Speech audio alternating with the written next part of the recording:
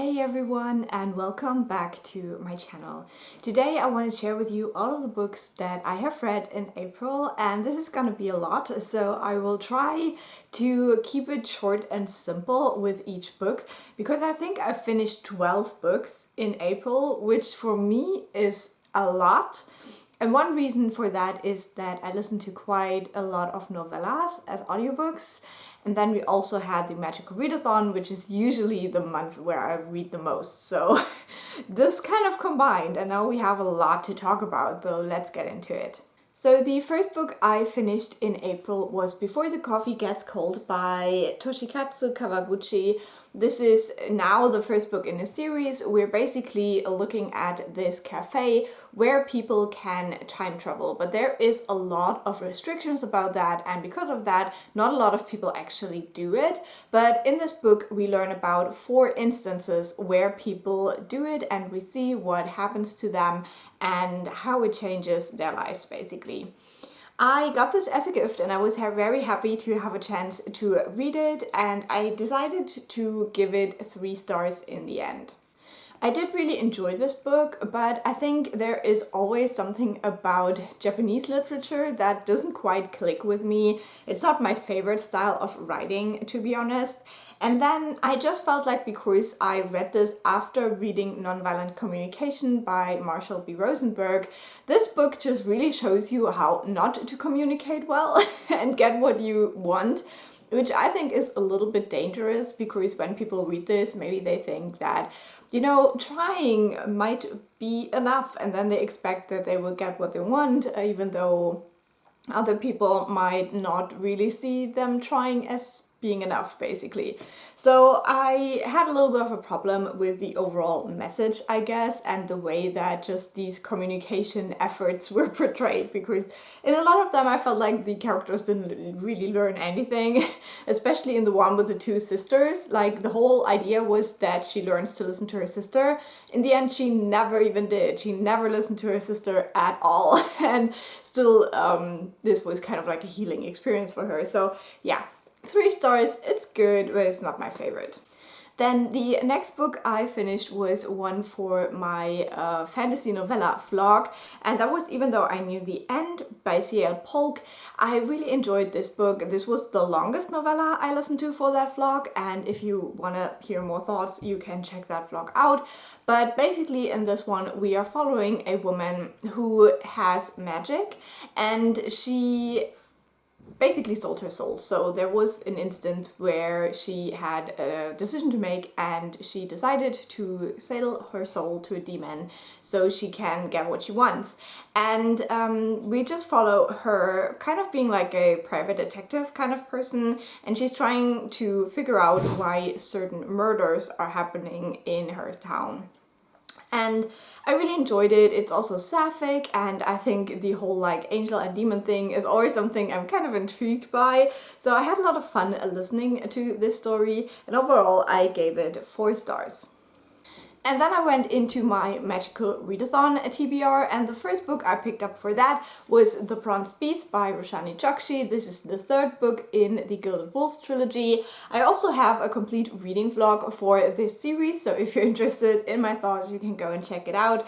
Now, I didn't have the highest expectations going into this 3rd book because I actually didn't really love the first 2. I was quite disappointed, and so I was just hoping that this would be an okay conclusion, and I think this book delivered that.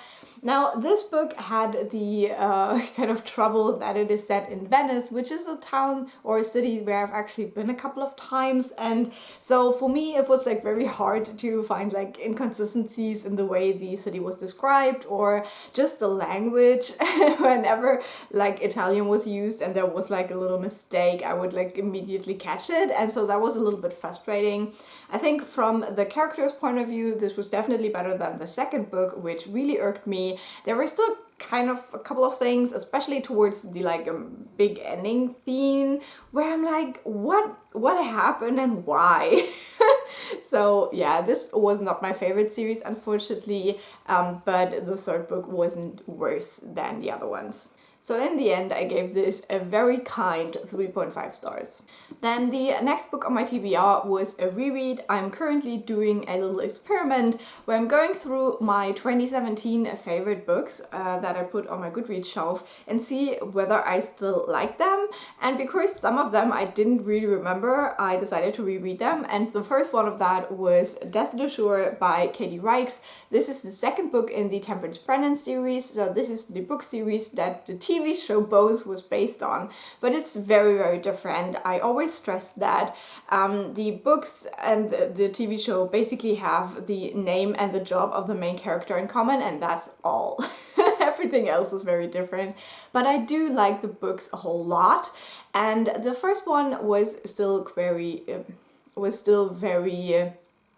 kind of tropey and just like a thriller, but starting with the second one, I actually really fell in love with them. But for some reason, I did not really remember what happened in the second one, only that I really enjoyed it. So I reread it, and I still really enjoyed it. It was so great. So I think this is actually my favorite one so far, but maybe that's just because now it's like fresh in my mind. But in this one, we follow our main character, Temperance Brennan, while she is doing some excavations at an old like church or monastery or something like that, because there is a nun from like years and years and years ago, like decades, centuries, whatever ago, that is supposed to become a saint, I think, and so they need the bones of that nun. And she's doing the excavations. But while she's doing that, she's also sucked into a new case that has something to do with a cult. And I really, really enjoyed this book. I think that because this has more of the like academic work stuff portrayed as all of these things, like because she is a anthropologist, that's just something I really enjoy. And while she is like helping with all of these cases, she's still teaching at the university and stuff. So I do like this portrayal, and I think I will now jump to the fifth book, which is actually the next one in the series I need to read. But after finishing this, I was definitely in the mood to reread them all. So in the end, I gave this one 4.5 stars. Then the next book I finished was Ring Shout by P. Djeli Clark. This is also a novella, but it's a horror novella, and I always wanted to try it, and so I decided to just do it because there was this readathon hosted by Riley Marie over at her Patreon, and we basically swapped our favorites lists with someone else, and Ring Shout was on the favorites list that I got, so I decided to read it, and I'm very glad that I did. This is a very strange book because it is an alternate history where we follow a woman who's kind of like this warrior type, and she is hunting monsters, and these monsters are called Ku Kluxes because they basically infiltrate the Ku Klux Klan. And so yeah, they're trying to hunt these down and to destroy them, and we learn more and more about why they're there and what kind of creatures they are, and it's just wild. It's definitely a wild ride.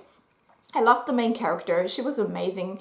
Such a great character if you like reading about like strong women who are fighting some big evil. Amazing. She also has two friends, which I really enjoyed, and I think we also get some very touching and like emotional moments because of that. And just overall, the creepiness, the ick, there is definitely a lot going on in this book, and it is a horror book, so it's quite disturbing, let me just say that. But I really enjoyed it, and in the end I decided to give it 4.5 stars as well. So then the next book I finished was again from my Readathon TBR, and that was Only Ever Yours by Louise O'Neill. This is inspired by Handmaid's Tale, but it is a YA novel that focuses on this world where girls are created and not like conceived naturally. And so we are following one of these girls, and they are brought up in this institution where they're taught to be the perfect woman, basically. And there is like 3 paths that these women can take. It's either becoming a wife or a concubine or be a teacher at this institution basically. So we are following one of these girls, and she has a best friend, but this is their last year in this institution and their friendship is crumbling. There is things changing that our main character doesn't understand about her best friend, and she's basically just trying to secure a match to become a wife because that's what she wants to be. But we kind of follow this whole thing basically to see how messed up it is. This book has so much fat shaming and fat phobia in it, so definitely be warned. It is used to show how damaging these things are, but it is still very, very prevalent. This also talks about sexual assault and non-consensual sex, so that's also something to keep in mind.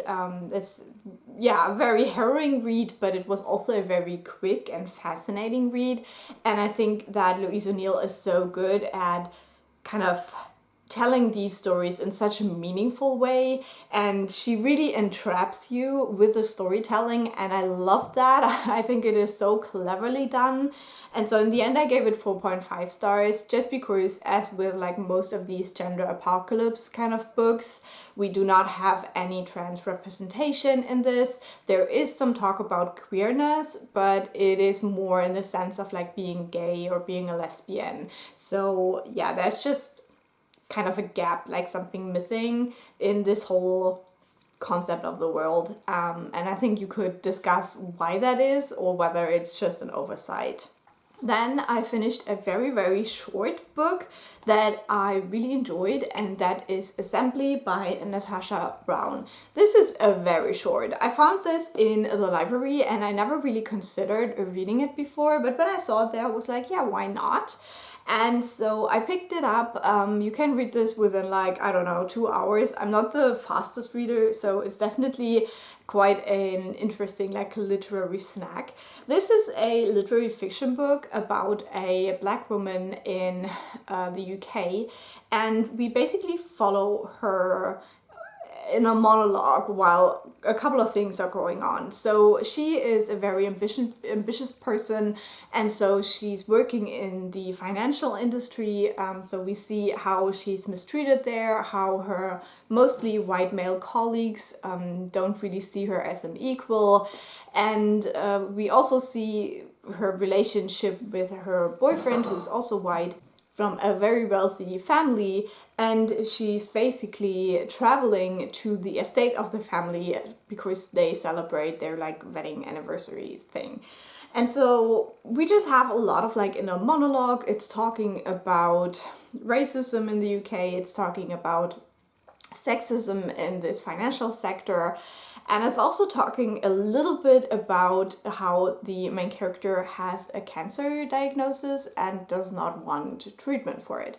So these are like the big themes kind of that we explore here. I really enjoyed it. I think I wanted a little bit more from the writing style, but in the end I gave it 4 stars, and I think if it is interesting to you, you can't go wrong by checking it out. Okay, then the next book I finished was Night of the Mannequins by Stephen Graham Jones. Now, this was a very interesting book because I have never read Stephen Graham Jones before, and so maybe it was a weird just starting point, I don't know. I decided to just give it a try, and keep in mind that this is usually not the book that people rave about, but I ended up really enjoying this. So we're basically following a couple of teenagers, and it's their like last summer together, and they want to pull off this prank on their friend who's working in a cinema, and so they dress up this mannequin and smuggle him into the cinema and basically want to do a prank with that. But the prank goes wrong, and our main character is convinced that this mannequin became alive basically, and now is going around and killing people. That's the basic setup. And so this had like very campy vibes. It really reminded me of the kind of humor of R.L. Stine books, but it's like a little bit more. So yeah, because we have this like whole setup with the like mannequin and stuff, there's definitely this like pranky teenage vibe to it, but the yeah, we definitely go down a rabbit hole with our main character, let's just say that. It's probably not good mental health representation, but I just liked the kind of this vibe that the book is not taking itself serious at all, and I really like that. So I gave it 4 stars in the end. Then another short book I finished, that one again for the novella fantasy vlog, was The Empress of Salt and Fortune by Nghi. This is a book that I've been interested in for a very, very long time because I am pretty sure that I adore Nghi and everything that she writes. And this was exactly the way that I expected it to be. Usually when people talk about this book, you hear them say that it is quite confusing or just like very vague in some bits, and you just have to follow along and just accept it. In this book, we're following a person, I don't know if they're a monk or something, like a cleric, that's what they call it. And they are collecting stories, and so they go to this palace where the Empress has just passed away, and they meet an old woman there who is basically telling stories about when she and the Empress were both young and how she worked for the Empress basically and served her. And it's a very, very beautiful book. It has this like fairy tale vibe. It's very heartbreaking, very very interesting themes that are explored through this, like kind of like loyalty and almost like female friendship, even though can you really be friends with an empress? Probably not. And yeah, I really enjoyed that. I think that it was done so well, and it's just a book about female strength and female rage, and I very much like that. So I will definitely continue on with this series, and I gave this one 4.5 stars as well. Then I finished the next book on my TBR, and that one was Hollow Kingdom by Kira Jane Buxton. Now this book was definitely special because we are following the perspective of a crow. The crow is called ST, and we are seeing the kind of zombie apocalypse through the crow's eyes. And we also get some perspectives from other animals, but the main perspectives is our crow. And this was very interesting. It has like a very snarky, kind of edgy writing style, which is not usually what I love, especially if I read the translation. So I think it suffered a little bit from that. The translation really wasn't great, so I would not recommend reading the German copy. Some of the translations made no sense. Like I talked about it in my vlog, but for example, you can say ginger if you're talking about a red-headed person, but you can't translate ginger into ingwer, like the ginger root, and use it as a color in German. It just doesn't work. So it took me all of this book to figure out why so many of these descriptions were that people had like ingwer colored hair, and I was like, what is that? In German it does not make sense at all. So yeah, apart from that, I think that this definitely has a very unique style, and you either like it or not. So I think I wasn't the biggest fan of it, and also because some people on Discord told me that there is quite emotional moments in this book. There was one thing that I was so sure would happen, and so when it did happen, I wasn't surprised by it. And then also the way it happened was so nonsensical that it just didn't make me feel anything, and that was kind of sad. So overall, not my favorite book, but also not a bad book, I would say. So in the end, I gave this 3.5 stars. This also has a sequel, but I'm not sure if I will pick it up. Then the last fantasy novella I finished for this vlog was Djinn in Cairo by P. Djeli Clark. This one I also really enjoyed. It also was a little bit reminiscent of, even though I knew the end, because we again have like angels and demon kind of creatures, but with a different kind of mythology in the background. And we have a kind of murder mystery that is going on, and our main character is a woman who's trying to solve it. But this book is so much shorter. It is only like, I think an hour and a half on audio, so it's super, super short. I don't even know if it's a novella or a short story, to be honest. But I really enjoyed it. I liked the vibes. I liked the main character. There was also another character that came into the book at the second half that I really enjoyed. So I'm definitely also continuing on with that series. And I gave this first book 4 stars. Then I finished another audiobook that is for a different vlog that I'm working on right now, and that was Bad Cree by Jessica Johns. This is also kind of like a horror thriller book, but this one has paranormal aspects to it. We're following a young woman who basically left her family behind. She moved to a different city and she's just trying to live her life when she starts having very weird dreams, and the kind of death day of her sister is coming up. So her sister died a very sudden death, and this is kind of about dealing with that, dealing with the grief, but also about family, what family means and stuff like that. So yeah, we're exploring that, and we have this like kind of paranormal layer of the dreams, but then also there is some kind of a creature who's trying to take advantage of this grieving family, basically. So this is by a Canadian author that is Native American, so you have a lot of like the indigenous mythology as the backdrop of this book. I really enjoyed the tone, and I also enjoyed the overall storyline. I just felt like it dragged a little bit in some parts, and then I also didn't always love the messaging about family as much. So in the end I decided to give it 4 stars. It was definitely worth a read if you're into these kind of slower horror stories that deal more with like real world horrors that maybe are portrayed through a paranormal metaphor. And then the last book I need to talk about today is The Grace of Kings by Ken Liu. This is the first book in the Dandelion Dynasty series, and I have finally started this series. I am absolutely blown away by this book. This was a 5-star read. I absolutely adore it and I recommend it so highly. This is a high fantasy series that is inspired by Chinese history, and we're following this kind of group of little islands, and at one point in time those were different countries, but then one emperor came and made it a big empire.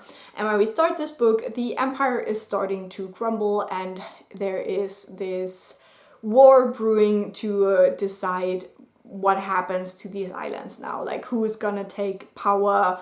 Are they gonna split up again? Is there gonna be one big emperor again? What's gonna happen? And so we follow a couple of like political players in this book, mainly 2. We have Kuni and Mata. They're very, very different, but their kind of path cross and then separate again. And we just see their development, and through their characters and the way that they are and the way they look at the state and what a state should do and what an emperor or a ruler should do, we also get this like political discussion, like what is a good ruler basically. And it's just fantastic. I absolutely love this. And I'm also doing a reading vlog about this whole series. So if you're interested, this will be coming at some point. But the books are huge, so it's gonna take me a while. But I'm so glad I started this journey now, because I can't wait to read more about this world. So these were all the books I wanted to talk about. I hope this video is still a length that is interesting to watch for you. Let me know what you've read in April, maybe what your favorite or even most disappointing book was. I would love to hear about that. Leave a like if you enjoyed this video, and I will talk to you very, very soon. Bye!